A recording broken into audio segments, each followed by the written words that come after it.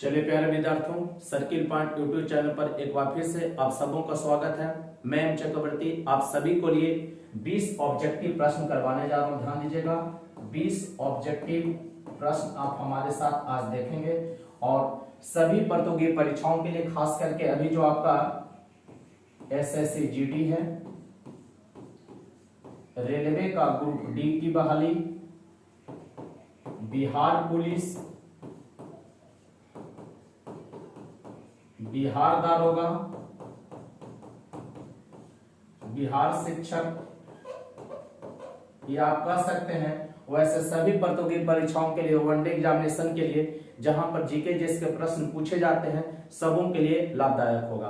तो चलिए हम लोग बढ़ते हैं आज अपने पहले सवाल की ओर। और ध्यान दीजिएगा, सबसे पहले मैं आपको एक बार फिर बता दूं, जो चैनल पर पहली बार है, circle point GK GS, circle point GK GS को आप लोग सब्सक्राइब जरूर कर लीजिए, ठीक है।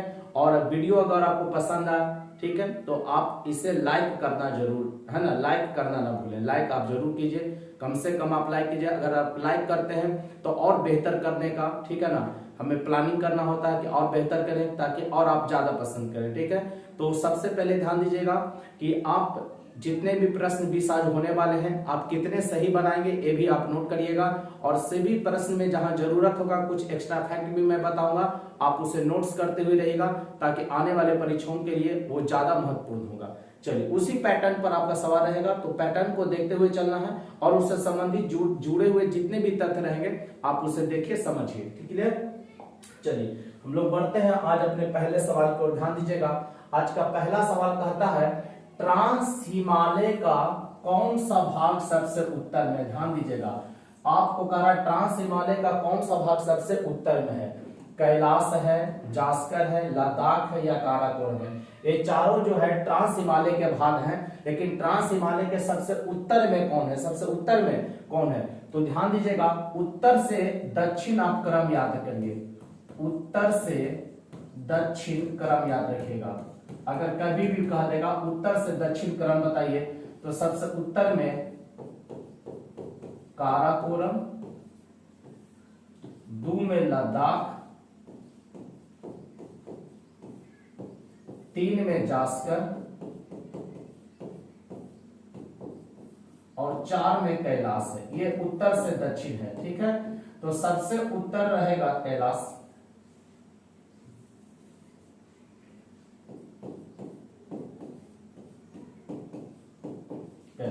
ठीक है। तो सबसे उत्तर पूछेगा तो कौन हो जाएगा, काराकोरम। आपका आंसर क्या हो जाएगा, पहला का ऑप्शन नंबर 4। अब ध्यान दीजिएगा, इसी को कभी कह देगा उत्तर से दक्षिण क्रम देना है तो क्या लगेगा, काराकोरम, लद्दाख, जास्कर और कैलाश, जास्कर और कैलाश। लेकिन अब ध्यान दीजिए, कभी कह दे दक्षिण से उत्तर क्रम लगाइए, तो दक्षिण से उत्तर बोलेगा तो आ जाएगा कैलाश, फिर जास्कर, फिर लद्दाख, फिर काराकोरम। क्लियर है। तो हिमालय, ट्रांस हिमालय का कौन सा भाग सबसे उत्तर में है, तो काराकोरम। कौन सा, काराकोरम। अब एक चीज और याद रखिएगा आप लोग, काराकोरम का सबसे ऊंचा चोटी आपसे पूछेगा, किसका ऊंचा चोटी, काराकोरम का, ठीक है। तो काराकोरम का जो सबसे ऊंचा चोटी होता है वो K2 होता है। इसको हम लोग गॉडविन ऑस्टिन कहते हैं। क्या कहते हैं, गॉडविन ऑस्टिन, याद रखेंगे, K2 गॉडविन ऑस्टिन, याद रखिएगा। काराकोरम की सबसे ऊंची चोटी कौन होती है, K2 गॉडविन ऑस्टिन। इसकी जो ऊंचाई है 8611 मीटर है, 8611। और विश्व की दूसरी सबसे बड़ी चोटी है, ध्यान दीजिएगा, विश्व का दूसरा सबसे ऊंची चोटी, ठीक है। विश्व की सबसे दूसरी ऊंची चोटी, पहला आप लोग को पता है माउंट एवरेस्ट है, ठीक है। विश्व का सबसे दूसरा ऊंची चोटी कौन हो जाएगा, K2। अब ध्यान दीजिएगा, ये जो है काराकोरम श्रेणी में है, कहेगा K2 किस श्रेणी में, काराकोरम में। और ये पीओके क्षेत्र में पड़ता है, किस क्षेत्र में, पीओके, पाक अधिकृत कश्मीर, पाक अधिकृत कश्मीर। तो आपको ये भी आपको ध्यान में रखना होगा, ध्यान दीजिएगा। काराकोरम का सबसे ऊंचा चोटी पूछेगा तो कौन हो जाएगा, K2। भारत की सबसे ऊंची चोटी, भारत की सबसे ऊंची चोटी कौन हो जाएगा, K2 गॉडविन ऑस्टिन। अगर आपसे कह देगा विश्व की सबसे ऊंची चोटी बोलेगा तो माउंट एवरेस्ट होगा। अब विश्व का दूसरा बोलेगा या भारत का सबसे ऊंचा, भारत का सबसे ऊंचा था कौन, K2। लेकिन ये याद रखेंगे कहां है, पीओके क्षेत्र में। किस क्षेत्र में, पीओके क्षेत्र में, पाक अधिकृत कश्मीर, पाक अधिकृत कश्मीर, ये याद रखेंगे। अगला कहता है चांगला दर्रा कहां, बहुत बेहतर क्वेश्चन है, होगा ध्यान दीजिएगा। चांगला दर्रा कहां है, तो चांगला दर्रा है लद्दाख में। चांगला दर्रा कहां है, लद्दाख में। चांगला दर्रा कहां है, लद्दाख। अब ध्यान दीजिएगा, आपसे देखेंगे चांगला दर्रा लद्दाख, तो आपको कहना कि लद्दाख केंद्र शासित प्रदेश कब बना। ध्यान दीजिए, आप लोग कमेंट बॉक्स में बताइए कि लद्दाख को केंद्र शासित प्रदेश कब बनाया गया। लद्दाख को केंद्र शासित प्रदेश कब बनाया गया, तो 2019 में। 2019 में जम्मू कश्मीर से बात करके लद्दाख को क्या बनाया गया, केंद्र शासित प्रदेश। तो क्या है, चांगला दर्रा कहां, तो लद्दाख में। चांगला दर्रा कहां, लद्दाख में। आप सबों को बताना है सिक्किम भारत का केम्मा राज्य बना था और कब बना था। अब सभी को बताना है सिक्किम भारत का केम्मा राज्य बना और कब बना था। सभी कोई इसका कमेंट बॉक्स में उत्तर दीजिए कि सिक्किम भारत का केम्मा राज्य और कब बना। सिक्किम भारत का केम्मा राज्य और कब बना, कमेंट में बॉक्स में सब इसका उत्तर दीजिए। तब तक हम लोग बढ़ेंगे अगले सवाल की ओर, ध्यान दीजिएगा। अगला सवाल कहता है दलहनी पौधों में नाइट्रोजन के स्थिरीकरण के लिए जिम्मेवार, क्या बोल रहा है, जिम्मेवार है, जिम्मेवार है। आपसे क्वेश्चन कहा है कि दलहनी पौधों में नाइट्रोजन के स्थिरीकरण के लिए जिम्मेवार है कौन, प्रोटीन, राइजोबियम, कैल्शियम या नन ऑफ दीज। तो इसमें सही उत्तर क्या होगा बच्चों, आप लोग सभी जानते होंगे, राइजोबियम। दलहनी पौधों में नाइट्रोजन के स्थिरीकरण के लिए कौन जिम्मेवार होता है, राइजोबियम जिम्मेवार होता है। कौन होता है, राइजोबियम जिम्मेवार होता है। अब आप लोग बताइएगा हमारे वायुमंडल में नाइट्रोजन कितना प्रतिशत है। हमारे वायुमंडल में नाइट्रोजन का प्रतिशत कितना है, तो आप कहेंगे 78%। कितना, 78। सबसे ज्यादा जो है वो नाइट्रोजन है। सबसे ज्यादा कौन सा गैस है हमारे वायुमंडल में, कौन सी गैस सबसे अधिक पाई जाती है, तो वो नाइट्रोजन पाई जाती है। कौन सा गैस, नाइट्रोजन, याद रखेंगे। अब ध्यान दीजिएगा, नाइट्रोजन है जो वस्तुओं को तेजी से जलने से रोकता है। नाइट्रोजन के बारे में आप लोग याद रखेंगे, वस्तुओं को तेजी से जलने से रोकता है, ये पहला पॉइंट याद रखेंगे, ठीक है। अब दूसरा गैस आप लोग को पता है, एक गैस होता है ऑक्सीजन। क्या होता है, ऑक्सीजन। ये क्या करता है, आग लगाने के लिए, वस्तु को जलने के लिए किसकी जरूरत है, ऑक्सीजन का। और एक तीसरा गैस है कार्बन डाइऑक्साइड, CO2, याद रखेंगे। तो ये क्या करता, आग बुझाने वाला गैस है, ठीक है। नाइट्रोजन वस्तुओं को तेजी से जलने से रोकेगा।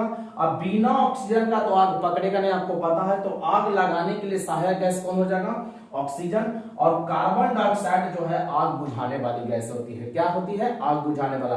कहेगा कौन सी गैस आग बुझाने के लिए प्रयोग किया जाता है, तो कार्बन डाइऑक्साइड का प्रयोग किया जाता है। अभी आपसे पूछे थे कि सिक्किम भारत का केम्मा राज्य बना, तो उसका सही उत्तर क्या होगा बच्चों, 22वां राज्य बना था 1975 में। 22वां राज्य बना था 1975 में, देखना है ना। तो आप जितने भी बच्चे 22वां राज्य 1975 टाइप किए हैं, आप सभी का सही है। और जो बच्चे टाइप नहीं कर रहे हैं तो टाइप कीजिए, क्योंकि मैं आपको बार बार कहता हूं, अगर आपको जो प्रश्न याद है आप उसके लिखते हैं तो आपको और ज्यादा बेहतर याद हो जाता है। क्योंकि ध्यान दीजिएगा, जीतने वाले कोई अलग काम नहीं करते हैं, वो एक ही काम को कई प्रकार से करते हैं। तो जब आप एक ही काम बार बार करेंगे तो आपका रिवीजन, आपका तैयारी और ज्यादा बेहतर और ज्यादा मजबूत होगा। और एग्जामिनेशन ध्यान दीजिएगा, आज इस पे डिपेंड नहीं कर रहा है कि आप जानकारी कितना ज्यादा है, क्योंकि सब बच्चों के पास लगभग जानकारी उतनी ही है।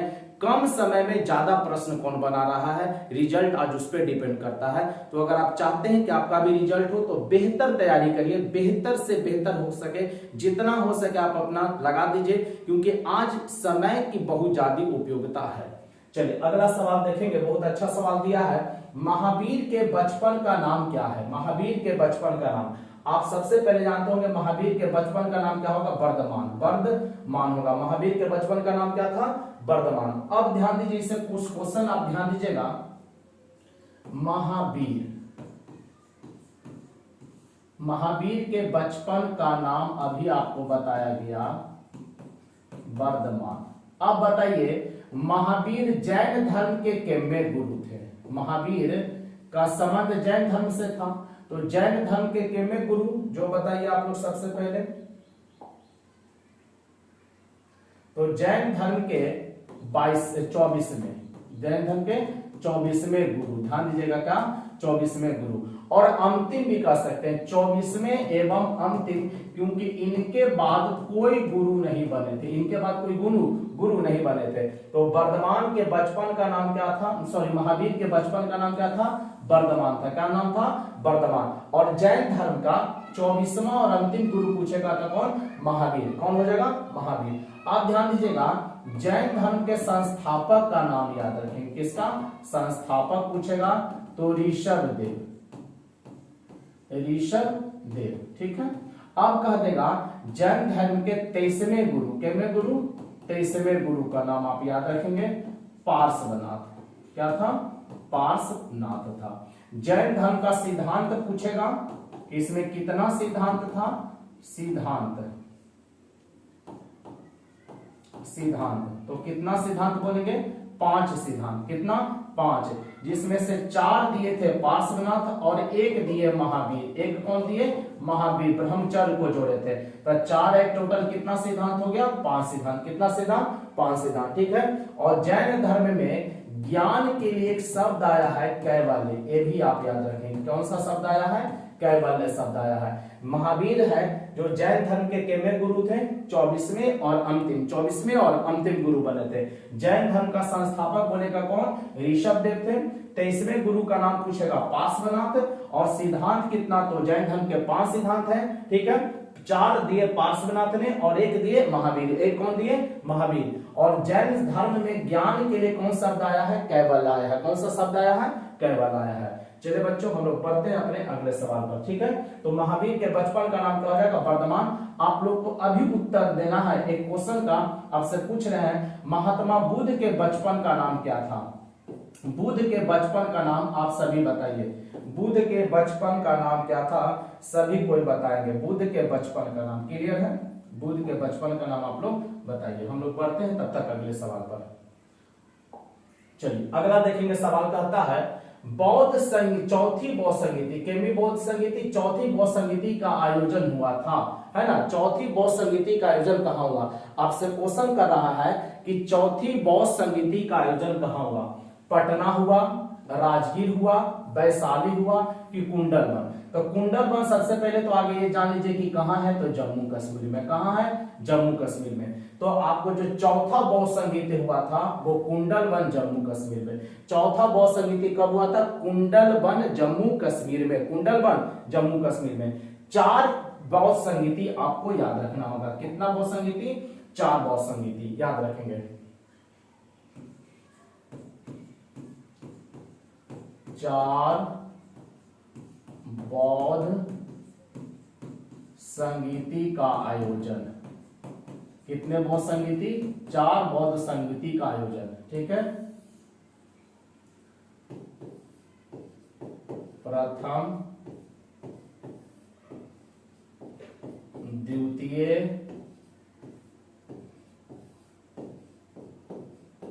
तृतीय,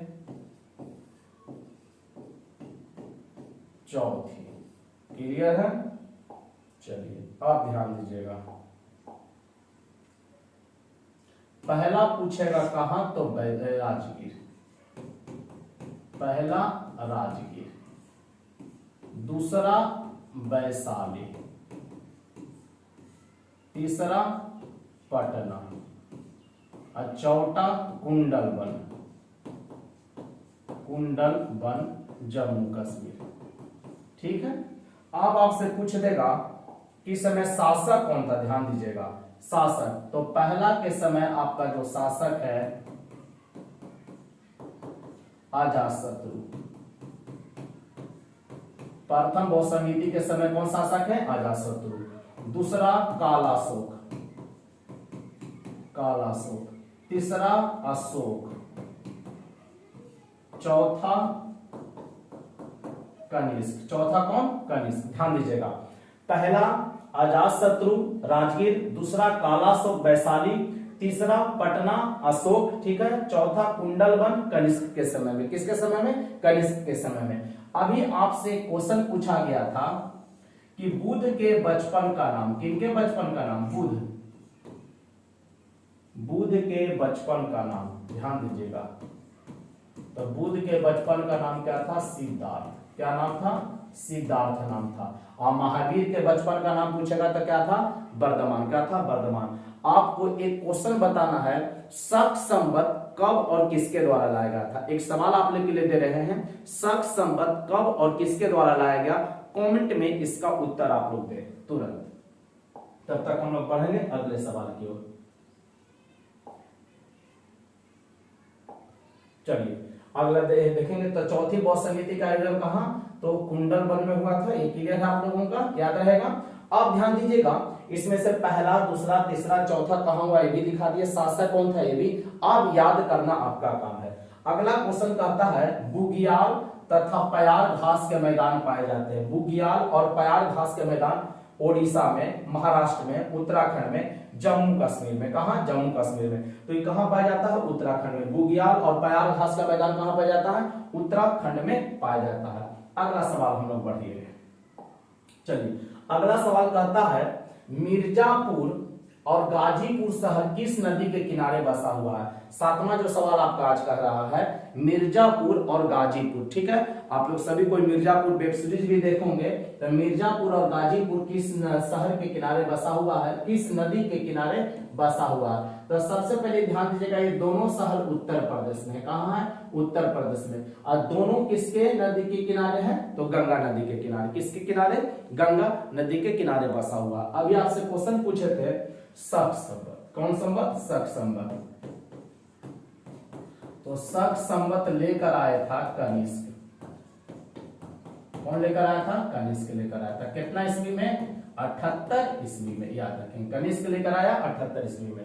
अगला, बिहार के कितने जिला गंगा के किनारे? गंगा के किनारे आपसे पूछ रहा है कि कितना जिला गंगा के किनारे है। बिहार के कितने जिला गंगा के किनारे बसा हुआ है?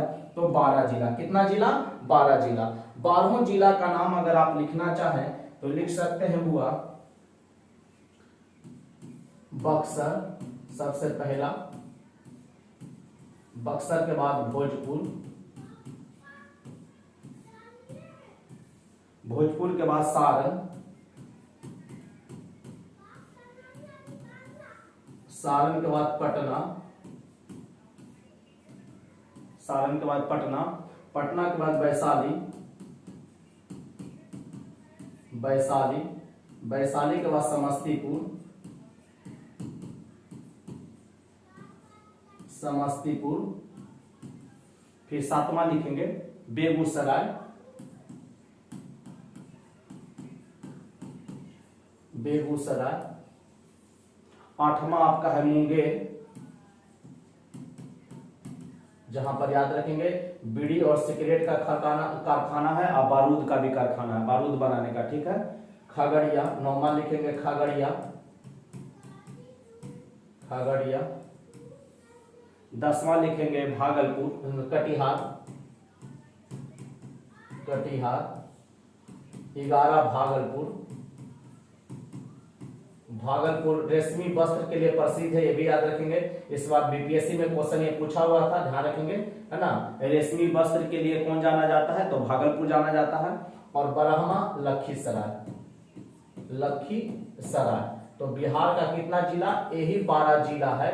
12 जिला जो है गंगा नदी के किनारे है, गंगा नदी के किनारे।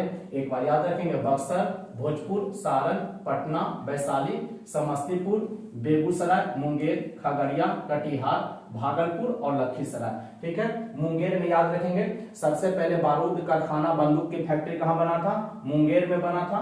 और भागलपुर है जो रेशमी वस्त्र के लिए, किसके लिए? रेशमी वस्त्र के लिए। और एक बात देखेंगे, ध्यान दीजिएगा, ये पुष्प उत्पादन के लिए जाना जाता है। कौन? वैशाली। ये भी इस बार बीपीएससी में क्वेश्चन पूछा हुआ था, ठीक है ना। वैशाली किसके लिए? पुष्प उत्पादन के लिए। पुष्प उत्पादन के लिए कौन जाना जाता है?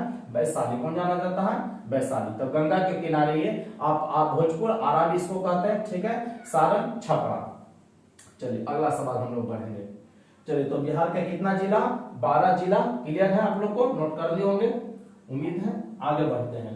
कपास और दाल के उत्पाद में भारत का विश्व में स्थान। भारत का विश्व में रैंक पूछ रहा, पहला, दूसरा, तीसरा, चौथा। किसमें? कपास और दाल के उत्पादन में। तो कपास और दाल के उत्पादन में भारत का जो रैंक है वो कितना है? पहला है। अब देखेंगे, कपास के लिए सबसे उपयुक्त मिट्टी बोलेगा तो काली मिट्टी। कौन मिट्टी? काली मिट्टी। काली मिट्टी को रेगूर मिट्टी भी कहते हैं। क्या कहते हैं? रेगूर मिट्टी। कौन मिट्टी कहेंगे होगा? रेगूर मिट्टी। याद रखेंगे। कपास और दाल के उत्पाद में भारत का विश्व में क्या स्थान है? भारत का विश्व में क्या स्थान हो जाएगा? तो पहला स्थान हो जाएगा। कपास काली मिट्टी या रेगूर मिट्टी में सबसे बेहतर होता है। आपको बताना है कि काली मिट्टी और रेगूर मिट्टी किस राज्य में सबसे ज्यादा है? तो सबसे ज्यादा गुजरात। पहले महाराष्ट्र था लेकिन अभी आ गया है गुजरात। काली मिट्टी का फैलाव सबसे ज्यादा कहां? गुजरात में। याद रखेंगे। और किस खेती के लिए सबसे ज्यादा महत्वपूर्ण है? तो आपको बताना होगा किसके लिए? कपास के लिए। किसके लिए? कपास के लिए। और दाल देखेंगे, प्रोटीन का सबसे बेहतर स्रोत कौन माना गया है? दाल माना गया। प्रोटीन के लिए सबसे बेहतर स्रोत कौन है? दाल है। अगला सवाल बढ़ेंगे। कृषि और पशुपालन किस अनुच्छेद में है? कृषि और पशुपालन का चर्चा किस अनुच्छेद में है? तो अनुच्छेद कितना में? 48 में। अनुच्छेद कितना में? 48 में। याद रखेंगे, अनुच्छेद 48 में क्या है? कृषि और पशुपालन। और यह एक प्रकार का नीति निर्देशक तत्व। क्या है? नीति निर्देशक तत्व। नीति निर्देशक तत्व का जो चर्चा है अनुच्छेद 36 से लेकर 51 तक। 36 से लेकर 51 तक। अनुच्छेद 36 से लेकर 51 तक नोट कर लीजिएगा। अनुच्छेद 36 से लेकर 51 भाग 4 में इसका चर्चा है। कितना में? भाग 4 में। और कहां से लिया गया पूछेगा तो आयरलैंड से। कहां से? आयरलैंड से। ये भी ध्यान में आप रखेंगे। कहां से लिया गया? आयरलैंड से। ध्यान दीजिएगा, कहेगा कि नीति निर्देशक तत्व को किस देश के संविधान से लिया गया? आयरलैंड से। नीति निर्देशक शब्द का चर्चा जो हमारे संविधान के किस भाग में है? तो भाग 4 में है। और पूछेगा किस अनुच्छेद में है? तो अनुच्छेद क्या बताइएगा आप लोग? अनुच्छेद 36 से लेकर 51 तक। 36 से लेकर 51 तक। क्लियर है? आप ध्यान दीजिएगा, आपसे पूछेगा कि अनुच्छेद 40 में क्या है? किसमें? अनुच्छेद 40 में क्या है? तो ध्यान दीजिएगा, अनुच्छेद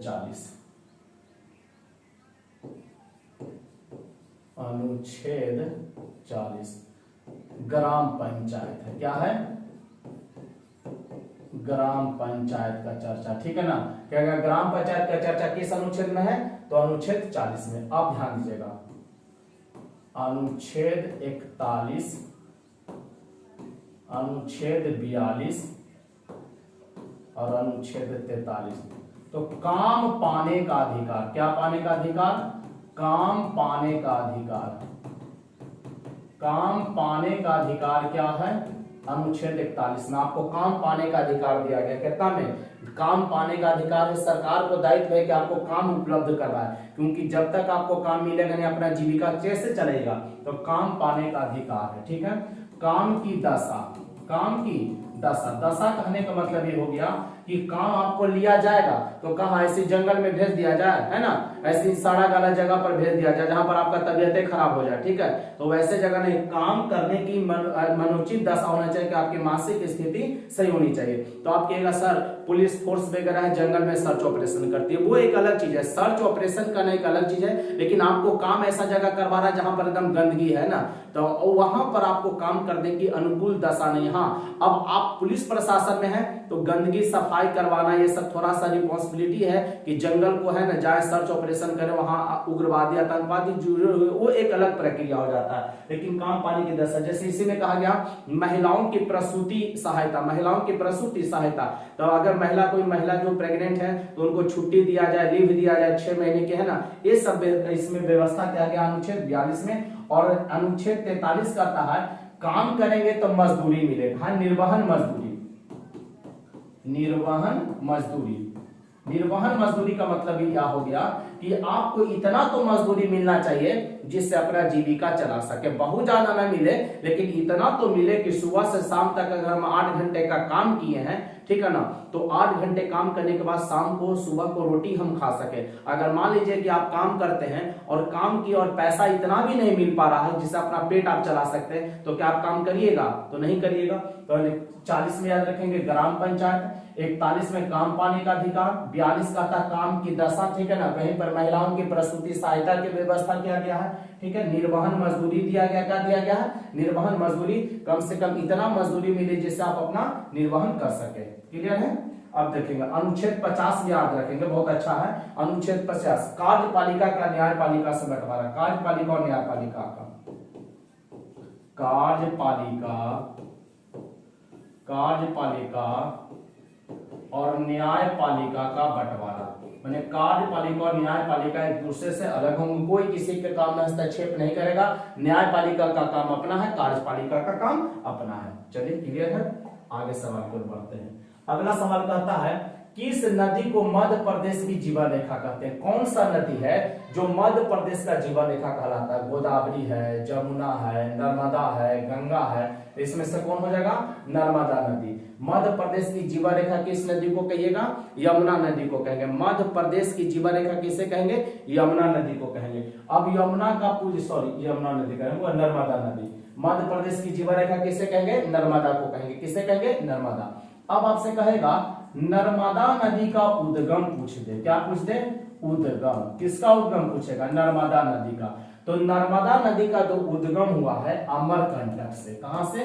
अमरकंटक से। नर्मदा नदी का उद्गम कहां से? अमरकंटक से। क्लियर है? अब आपसे कहेगा पश्चिम की ओर बहने वाली, कहां बहने वाली? पश्चिम की ओर बहने वाली, पश्चिम की ओर बहने वाली सबसे बड़ी नदी कौन है? पश्चिम की ओर बहने वाली सबसे बड़ी नदी कौन हो जाएगा? नर्मदा हो जाएगा। कौन हो जाएगा? नर्मदा। ठीक है। अब पश्चिम की ओर बह रहा है, इसका मतलब कहां गिरेगा? अरब सागर में गिरेगा। पूरब की ओर जो भी नदी जाएगी बंगाल की खाड़ी में, और पश्चिम की ओर जो भी नदी बहेगा वो कहां जाके गिरेगा? अरब सागर में गिरेगा। ठीक है। तो नर्मदा नदी अरब सागर में गिरने वाली सबसे बड़ी नदी या पश्चिम की ओर बहने वाली सबसे बड़ी नदी हो जाएगा, जिसका उद्गम कहां से है? अमरकंटक से। एक क्वेश्चन आपसे पूछ सकता है इसमें, धुआंधार जलप्रपात, धुआंधार है ना, धुआंधार जलप्रपात किस नदी पर बनाया गया है? तो नर्मदा नदी पर। यह मध्य प्रदेश के जबलपुर में है। कहां है? मध्य प्रदेश के जबलपुर, मध्य प्रदेश का जबलपुर में है। ये भी आपको ध्यान में रखना पड़ेगा। तो किस नदी को मध्य प्रदेश की जीवन रेखा कहेंगे? नर्मदा को कहेंगे। नर्मदा का उद्गम अमरकंटक से हुआ है। फिर कहेगा पश्चिम की ओर बहने वाली नदी कौन? तो नर्मदा नदी। पश्चिम की ओर बह रहा है, इसका मतलब मुहाना कहां बना लेगा? तो बताइए, अरब सागर में मुहाना बना लेगा। ठीक है। और धुआंधार जलप्रपात नर्मदा पर है, जबलपुर में। कहां है? जबलपुर में। राष्ट्रपति का देखेंगे 12 नंबर क्वेश्चन, बहुत अच्छा है। राष्ट्रपति का निर्वाचन प्रक्रिया किस देश के संविधान से लिया गया है? राष्ट्रपति का निर्वाचन प्रक्रिया रूस से, अमेरिका, यूएस आप जान ही रहे हैं, इसको अमेरिका आप कह सकते हैं, अमेरिका से, चीन से, आयरलैंड से। तो राष्ट्रपति का जो निर्वाचन प्रक्रिया है वो अमेरिका से लिया गया। कहां से लिया गया? अमेरिका से। इसमें कुछ तथ्य है, आप इसको समझ लीजिएगा। ठीक है। राष्ट्रपति का निर्वाचन देखेंगे बच्चों, सारा जो क्वेश्चन आपको बता रहा जा रहा एकदम महत्वपूर्ण है, एग्जाम में पूछा गया है, आगे भी पूछेगा। तो निर्वाचन दो चीज होता है इसमें, एक निर्वाचक मंडल होता है, निर्वाचक मंडल, निर्वाचक मंडल, एक होता है निर्वाचन प्रक्रिया, निर्वाचन प्रक्रिया, निर्वाचन प्रक्रिया। ध्यान दीजिएगा। तो निर्वाचक मंडल पूछेगा ना होगा, तो इसका जो चर्चा है, ध्यान दीजिएगा, निर्वाचक मंडल का अनुच्छेद 54 में, निर्वाचक मंडल का चर्चा कितना में है? अनुच्छेद 54 में। कहेगा राष्ट्रपति का जो निर्वाचक मंडल है वो कितना में है? 54 में। अनुच्छेद कितना में? 54 में, ठीक है। निर्वाचन प्रक्रिया अनुच्छेद 55। देखिए कितना बढ़िया क्वेश्चन एग्जाम के लिए कितना बढ़िया महत्वपूर्ण बनेगा, ये ध्यान दीजिएगा। राष्ट्रपति का जो निर्वाचक मंडल है अनुच्छेद 54 में है, और निर्वाचन प्रक्रिया कितना में है? अनुच्छेद 55 में है। निर्वाचन प्रक्रिया कितना? अनुच्छेद 55।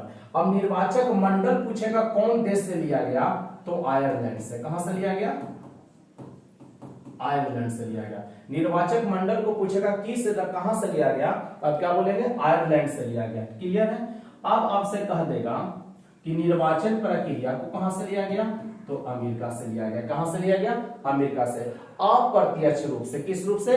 अप्रत्यक्ष रूप से अनुपातिक चुनाव पद्धति के आधार पर इसका होता है विधायक में। अब निर्वाचक मंडल में ध्यान दीजिएगा, अब मंडल में कौन कौन शामिल होगा, जो ध्यान दीजिएगा, लोकसभा, राज्यसभा और विधानसभा के सभी निर्वाचित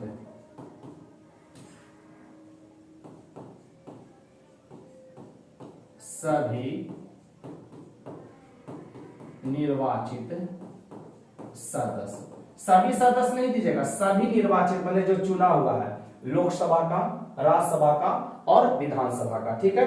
आपसे कहेगा कि राज्यसभा में 12 सदस्यों का मनोनयन कौन करते हैं? राष्ट्रपति। तो मनोनयन वाला भाग नहीं लेंगे, सिर्फ निर्वाचित वाला भाग लेंगे। तो याद रखेंगे बुआ, राष्ट्रपति का निर्वाचक मंडल पूछेगा 54 में आयरलैंड से, निर्वाचन प्रक्रिया 55 में अमेरिका से, 55 में अमेरिका से। राष्ट्रपति के निर्वाचक मंडल में कौन कौन होंगे? लोकसभा, राज्यसभा, विधानसभा के सभी निर्वाचित सदस्य। साथ में जब इतना देखे ही हैं तो 3 केंद्र शासित प्रदेश, कितने? 3 केंद्र शासित प्रदेश, 3 केंद्र शासित प्रदेश कौन कौन? दिल्ली, पुडुचेरी और जम्मू कश्मीर। क्योंकि यही 3 केंद्र शासित प्रदेश ऐसे हैं जहां पर विधानसभा है, जहां पर क्या है? विधानसभा है, विधानसभा। क्लियर है? आप लोग को कोई दिक्कत नहीं? चलिए बढ़ते हम लोग अगले सवाल पर। तो राष्ट्रपति का निर्वाचन प्रक्रिया कौन देश के संविधान से लिया गया? निर्वाचन प्रक्रिया पूछ रहा है, क्या पूछ रहा? प्रक्रिया। तो कहां से? अमेरिका से। क्लियर? आगे बढ़िए। अगला सवाल कहता है रॉबर्ट भाटा परमाणु बिजली घर किस राज्य में है? बहुत अच्छा सवाल है, ध्यान दीजिएगा। रॉबर्ट भाटा परमाणु बिजली घर किस राज्य में है? तो राजस्थान में। कहां है? राजस्थान में। तो सही उत्तर क्या हो जाएगा? राजस्थान। अब आपसे यही कह देता, कैगा कह देता, क्या कह देता? कैगा। तो कैगा कहता तो कर्नाटक, कैगा कहता तो क्या कहते? कर्नाटक। नरौरा कहता, नरौरा, तो नरौरा कहां? उत्तर प्रदेश के बुलंदशहर में। नरौरा कहता तो उत्तर प्रदेश के बुलंदशहर में। गुजरात में काकरापार, काकरापार। गुजरात में कौन?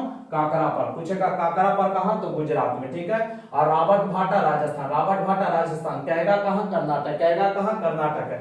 और उत्तर प्रदेश में नरौरा, उत्तर प्रदेश में नरौरा। गुजरात में कौन? काकरापार। या काकरापार कहां? तो गुजरात में। अगला ध्यान देंगे 14 नंबर, किस राज्य में पश्चिमी विक्षोभ के कारण वर्षा होती है? किस राज्य में पश्चिमी विक्षोभ के कारण वर्षा? पंजाब, केरल, वेस्ट बंगाल, गुजरात। तो सही उत्तर क्या हो जाएगा? पंजाब में। किस राज्य में? पंजाब में पश्चिमी विक्षोभ के कारण वर्षा होती है, जिसके कारण गेहूं को सबसे ज्यादा लाभ होता है। किस फसल को? गेहूं को सबसे ज्यादा लाभ होता है। क्लियर है? आगे बढ़िए। अगला सवाल कहता है इलाहाबाद की संधि हुई थी 1761, 1770, 1850 और 1765। कब हुआ था इलाहाबाद की संधि? तो इलाहाबाद का संधि हुआ प्यारे 1765 में। इलाहाबाद का संधि कब हुआ? 1765 में, ठीक है। अब 1765 में हुआ, तो यहां से क्वेश्चन आपको बन सकता है, जो ध्यान दीजिएगा।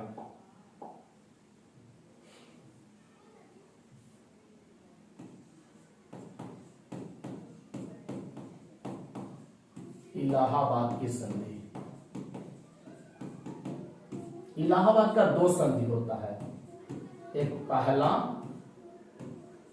एक दूसरा। इलाहाबाद का कितना संधि? 2 संधि, एक पहला एक दूसरा।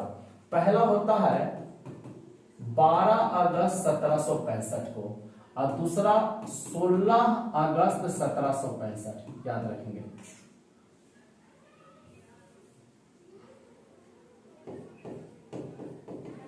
सोलह अगस्त 1765, 16 अगस्त 1765, पहला 12 अगस्त 1765, दूसरा 16 अगस्त 1765 को, 16 अगस्त 1765 को किया गया। ठीक है, अब ध्यान दीजिएगा ये पहला संधि किसके बीच हुआ?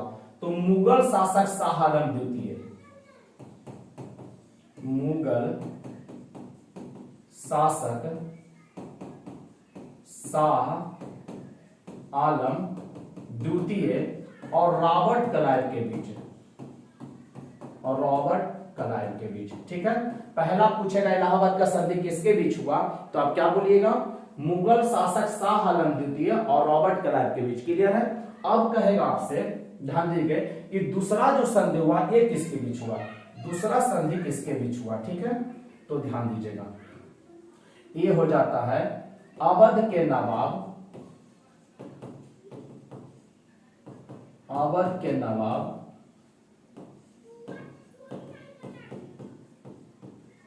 सुजाउद्दौला, कौन? सुजाउद्दौला और रॉबर्ट क्लाइव के बीच, रॉबर्ट क्लाइव के बीच। किसके बीच? रॉबर्ट क्लाइव के बीच।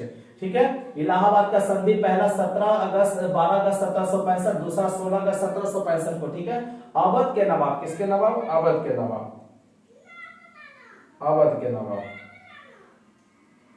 अवध के नवाब। ठीक है, याद रखेंगे, सुजाउद्दौला, अवध के नवाब सुजाउद्दौला और रॉबर्ट क्लाइव के बीच। आप ध्यान दीजिएगा, यहां पर थोड़ा सा आप ध्यान दीजिएगा, दोनों में रॉबर्ट क्लाइव है लेकिन अपोजिट में अलग है। अवध के नवाब सुजाउद्दौला और मुगल शासक शाह आलम द्वितीय। ठीक है, अब आपसे क्वेश्चन देखेंगे बन जाता है, वो ध्यान देंगे। ये जो क्वेश्चन बना, ये इलाहाबाद का संधि का जरूरत ही आया कहां से? ध्यान दीजिएगा, इलाहाबाद की संधि का जरूरत हुआ कहां से? जो सबसे पहले ध्यान दीजिए, इलाहाबाद का संधि क्यों जरूरत पड़ा? ठीक है ना, तो एक युद्ध हुआ था बक्सर का युद्ध। कौन सा युद्ध? बक्सर। उसको लगे हाथों देख लीजिए। ठीक है, उसको भी देख लीजिए, बक्सर के युद्ध को।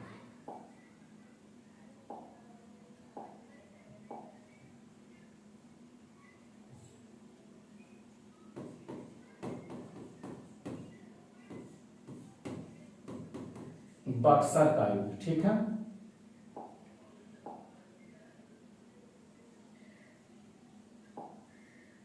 बक्सर का युद्ध पूछेगा कब हुआ, तो इसका सही उत्तर आपको क्या देना होगा? 23 अक्टूबर 1764। 23 अक्टूबर 1764, 23 अक्टूबर 1764 को बक्सर का युद्ध हुआ, 23 अक्टूबर 1764 को। अब आपसे पूछेगा कि बक्सर का लड़ाई किसके बीच लड़ा था, तो त्रिगुट बना था। देखेंगे, पहला बंगाल के नवाब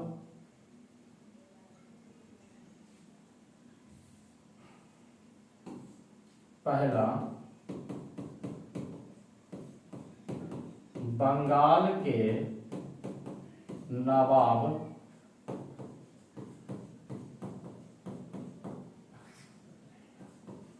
मीर कासिम। बंगाल के नवाब कौन? मीर कासिम। दूसरा, अब जो बताए अवध का नवाब सुजाउद्दौला,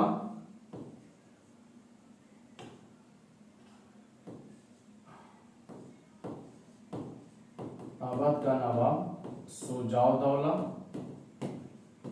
ठीक है, मुगल शासक शाह आलम द्वितीय, मुगल शासक शाह आलम द्वितीय, ये तीनों एक साथ, ये तीनों एक साथ। और अंग्रेज सेनापति हेक्टर मुनरो, कौन? हेक्टर मुनरो के बीच में, हेक्टर मुनरो, याद रखेंगे, किसके बीच में? हेक्टर मुनरो के बीच में। ठीक है ना, तो बंगाल के नवाब मीर कासिम, सुजाउद्दौला, शाह आलम द्वितीय। ये सुजाउद्दौला कहां का? तो अवध का नवाब, अवध का। ठीक है, और ये मुगल शासक, ये कौन सा? मुगल शासक, याद रखिएगा, मुगल शासक, मुगल शासक। और किसके बीच में? हेक्टर मुनरो, अंग्रेज सेनापति। जीत हुआ था हेक्टर मुनरो का। जीत किसका हुआ था? हेक्टर मुनरो का। तो इलाहाबाद का जो पहला संधि पूछेगा तो 12 अगस्त 1765, दूसरा पूछेगा 16 अगस्त 1765। पहला शाह आलम द्वितीय और रॉबर्ट क्लाइव, अवध के नवाब शाहजहां दोनों और रॉबर्ट क्लाइव के बीच में। क्लियर है? चलिए अगला सवाल बढ़ेंगे। बहुत अच्छा सवाल आ गया बच्चा। ग्रीन हाउस इफेक्ट के लिए उत्तरदायी गैस पूछ रहा है। किसके लिए? ग्रीन हाउस इफेक्ट के लिए उत्तरदायी गैस। पिछला देखने से क्लियर हो गया था ना? नहीं, रुक जाइए, एक क्वेश्चन बच गया था आपका। इलाहाबाद का संधि कब हुआ था? 1765। ये सही उत्तर है आपका। अगला क्वेश्चन आपको कह रहा 16 नंबर, किस मंडल में सघन वायु पाई जाती है? किस मंडल में सघन वायु पाई जाती है? समताप मंडल, ओजोन मंडल, आयन मंडल, क्षोभ मंडल। तो सघन वायु पाई जाती है कितना में? क्षोभ मंडल में। किस मंडल में पाई जाती है? क्षोभ मंडल में। सबसे अधिक सघन वायु जो पाया जाएगा कितने में? कौन सा मंडल में? क्षोभ मंडल में। और पृथ्वी से सबसे सटा हुआ मंडल कौन है? क्षोभ मंडल है। अब क्षोभ मंडल में ध्यान दीजिएगा, प्रति 165 मीटर की ऊंचाई पर 165 मीटर की ऊंचाई पर 1 डिग्री सेल्सियस तापमान में कमी आता है। कितना? 1 डिग्री सेल्सियस तापमान में कमी आएगा। अब याद रखेंगे, ध्यान दीजिएगा, जितना भी मौसमी घटना होगा, जितना भी मौसमी घटना, बादल गरजना, बरसना और ओला गिरता है, पाला गिरता है, जो भी मौसमी घटनाएं होंगी वो क्षोभ मंडल में। जितना भी मौसमी घटना क्षोभ मंडल में। समताप मंडल वायुयान उड़ाने के आदर्श दशा, ठीक है ना? नाम है समताप, यहाँ पर सब कुछ बराबर रहेगा। तो वायुयान उड़ाने का सबसे जो बेहतर दशा है उस मंडल में समताप मंडल में। ओजोन मंडल को सुरक्षा कवच कहा गया। पराबैंगनी किरणों को आने से रोकता है। किस किरण को? पराबैंगनी किरण को आने से रोकता है। आयन मंडल रेडियो तरंग को पुनः प्रवर्तित कर देगा। कहेगा कौन सा मंडल रेडियो तरंग को पृथ्वी को पुनः प्रवाहित कर देगा, प्रवर्तित कर देगा? तो आयन मंडल हो जाएगा। लेकिन आपका क्वेश्चन था कि किस में सघन वायु पाया जाता है, तो सही उत्तर क्या हो जाएगा? Option number D. क्लियर है? आगे बढ़िएगा, चलिएगा। अच्छा कहता है ग्रीन हाउस इफेक्ट के लिए उत्तरदायी गैस कौन है? तो मीथेन, नाइट्रोजन, सीएफसी और ये जानते हैं, सभी हो जाएगा। क्या हो जाएगा? सभी। ग्रीन हाउस इफेक्ट के लिए सब हो जाएगा जो उत्तरदायी गैस है। मीथेन भी, नाइट्रोजन भी, क्लोरोफ्लोरोकार्बन इसको कहेंगे, सीएफसी को क्या कहेंगे? क्लोरोफ्लोरोकार्बन। तो सभी आपका क्या हो जाएगा? सही इसका हो जाएगा। अगला कहता है तीस्ता और दिहांग, यहां पर ध्यान दीजिएगा, और हो जाएगा, और जोड़ दीजिएगा। तीस्ता और दिहांग नदी के बीच कौन सा हिमालय पाया जाता है? तीस्ता और दिहांग नदी के बीच में कौन सा हिमालय पाया जाता है? तो आप इसमें ध्यान दीजिएगा, हम आपको बता रहे हैं, जो याद रखिएगा। क्लियर है?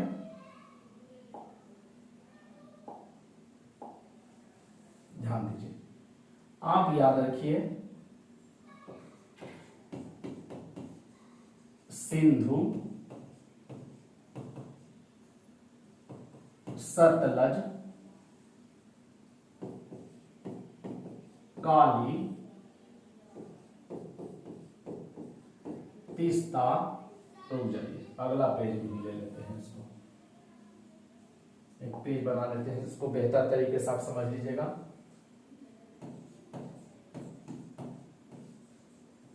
सिंधु, सतलज, याद रखें, सिंधु, सतलज, काली, तीस्ता और दिहांग। दिहांग को ब्रह्मपुत्र भी कहेंगे, ठीक है? तो सिंधु और सतलज के बीच में याद रखेंगे पंजाब हिमालय। कौन हिमालय? पंजाब हिमालय पाया जाता है। सिंधु और सतलज नदी के बीच में कौन हिमालय? पंजाब हिमालय। ठीक, अब अगला है सतलज और काली के बीच में पूछेगा, तो कुमायूं हिमालय। कौन हिमालय? कुमायूं हिमालय।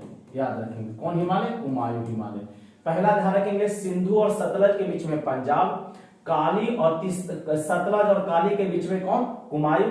अब काली और तीस्ता, काली और तीस्ता के बीच में पूछेगा तो नेपाल हिमालय। कौन हिमालय? नेपाल हिमालय, नेपाल हिमालय। क्लियर है? और दिहांग और तीस्ता या तीस्ता और दिहांग के बीच में पूछेगा तो असम हिमालय। कौन हिमालय? असम। यही हमसे पूछा हुआ है अभी, ठीक है? तो सिंधु, फिर से बोलेगा, मेरे साथ रिपीट करेंगे, सिंधु सतलज के बीच कौन? पंजाब। सिंधु सतलज के बीच कौन? पंजाब। सतलज और काली के बीच कुमायूं, सतलज और काली के बीच कुमायूं। काली और तीस्ता के बीच में नेपाल, तीस्ता और दिहांग के बीच में असम। ठीक है, तो हम लोग से क्वेश्चन क्या पूछा है, तीस्ता और दिहांग के बीच में कौन है, तो असम हिमालय हो जाएगा। कौन हिमालय हो जाएगा, असम। ये आप लोग याद रखेंगे फिर से, सिंधु सतलज पंजाब हिमालय, सिंधु सतलज के बीच में पंजाब, सतलज और काली पूछता था कुमायूं, काली और तीस्ता पूछेगा तो नेपाल हिमालय। कौन हिमालय, नेपाल। चलिए अगला सवाल बढ़ा जाए। अगला सवाल कहता है जलवायु आधारित क्षेत्रों का वर्गीकरण किस आधार पर करेंगे, तब भूमध्य रेखा से दूरी के आधार पर करेंगे। बहुत आसान क्वेश्चन है। जलवायु आधारित क्षेत्रों का जो वर्गीकरण होता है किस आधार पर किया जाता है, तो भूमध्य रेखा से दूरी पर। नागा अर्जुन बांध, बहुत अच्छा सवाल है, ठीक है ना। नागा अर्जुन बांध कृष्णा नदी पर, कौन नदी पर, कृष्णा। नागा अर्जुन बांध किस नदी पर बना हुआ है, तो कृष्णा नदी पर। अब देखेंगे नागा अर्जुन, नागा अर्जुन याद कैसे रखेंगे, अर्जुन किनके साथ रहते थे, कृष्ण भगवान के साथ। अर्जुन को लगभग किसके साथ देखा गया, भगवान कृष्ण के साथ। तो नागा अर्जुन बांध किस नदी पर, बिना कृष्ण के अर्जुन का कोई महत्व नहीं है। अर्जुन और कृष्ण नर और नारायण के रूप थे, नर थे अर्जुन और नारायण कौन थे, भगवान कृष्ण। तो नागा अर्जुन बांध किस नदी पर है, कृष्णा नदी पर। कौन नदी पर, कृष्णा नदी पर। चलिए अगला सवाल यह है, द्वितीय गोलमेज सम्मेलन 1931, द्वितीय गोलमेज सम्मेलन कितना, 1931। 3 गोलमेज सम्मेलन हुआ था।